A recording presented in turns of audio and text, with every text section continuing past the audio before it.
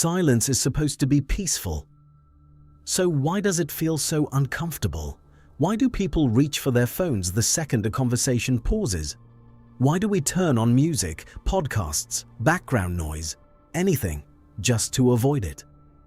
And more importantly, what is silence actually revealing that we're trying so hard not to hear? Because the truth is, silence isn't empty, it's full. And that's exactly the problem. Picture this. You're in a lift with a stranger. No music, no phone signal, no distractions. Just two people, standing in complete silence. At first, nothing feels wrong. But within seconds, something shifts. You look at the floor. They check their watch. There's an almost physical urge to do something, anything, to break the silence.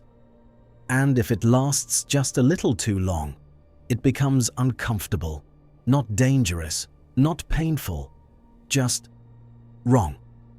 Now think about how often this happens in daily life. You finish a conversation and immediately check your phone. You sit alone and instinctively reach for background noise. You drive and turn on music before the engine has even warmed up. Silence rarely lasts. Not because we can't handle it, but because we don't want to. But something unexpected happens when silence isn't interrupted.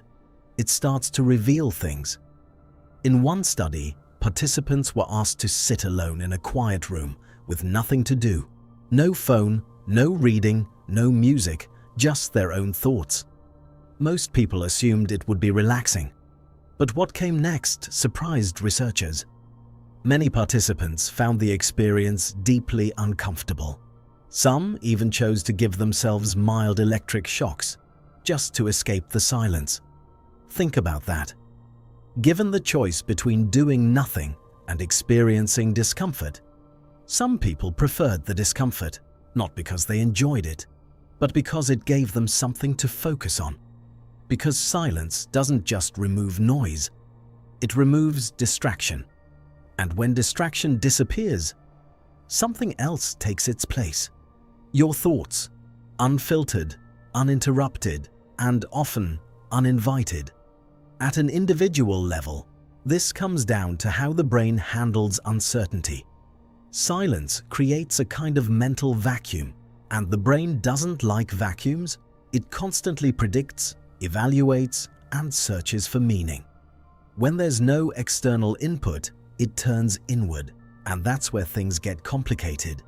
Because your internal world isn't always calm.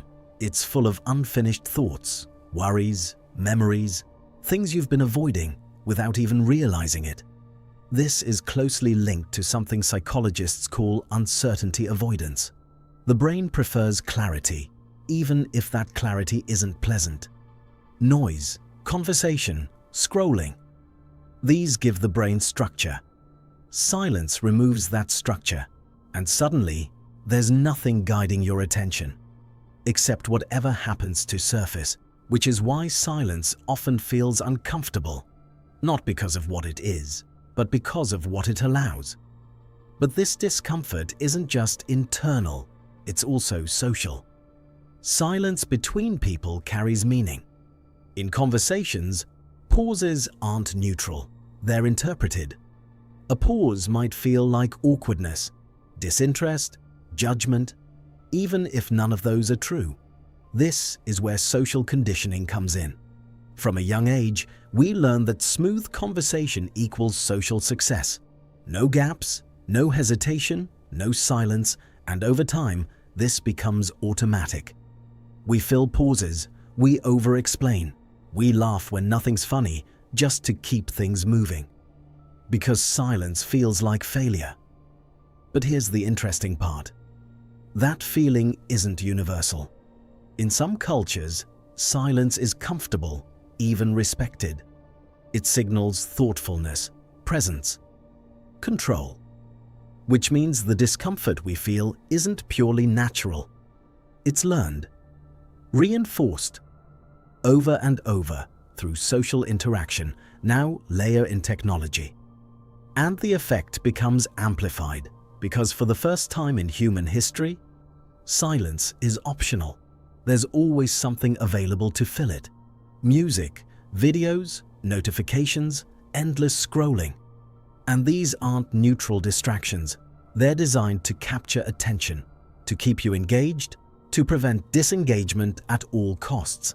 Every notification, every autoplay video, every algorithmic suggestion reduces the likelihood of silence, and over time, this reshapes behavior.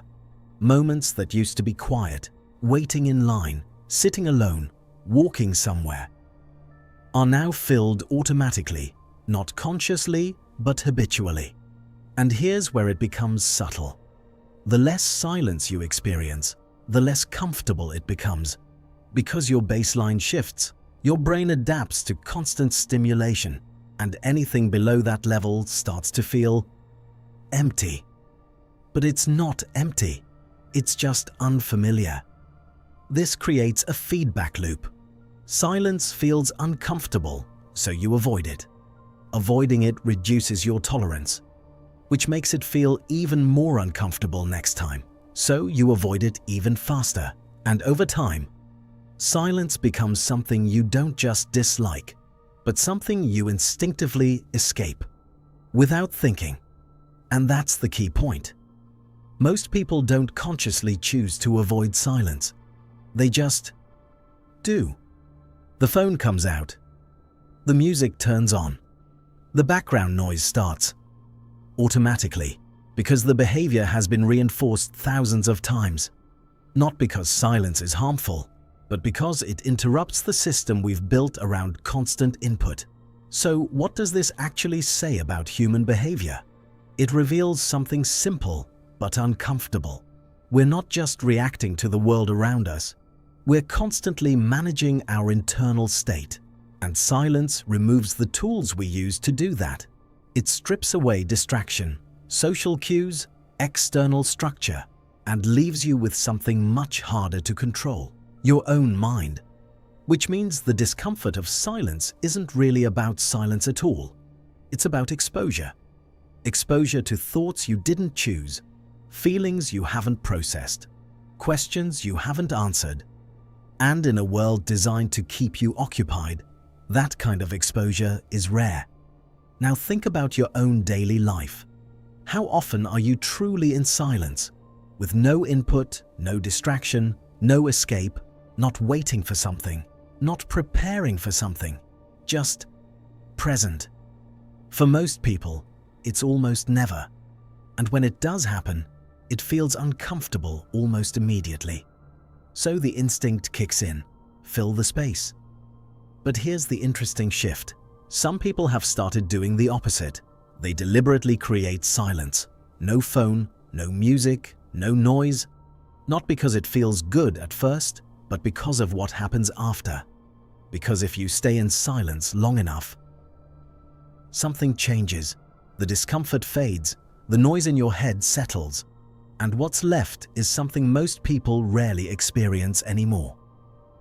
Clarity. Not constant, not perfect, but noticeable. And that raises a question.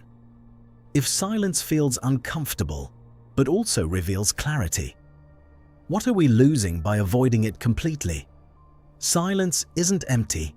It's just unfiltered. And once you notice how quickly you try to escape it, it's hard to ignore. The question is, what might you hear if you didn't? If you found this video insightful, like and subscribe to support the channel, and leave a comment if the subject has struck a chord within you. Have a great day today. Until next time.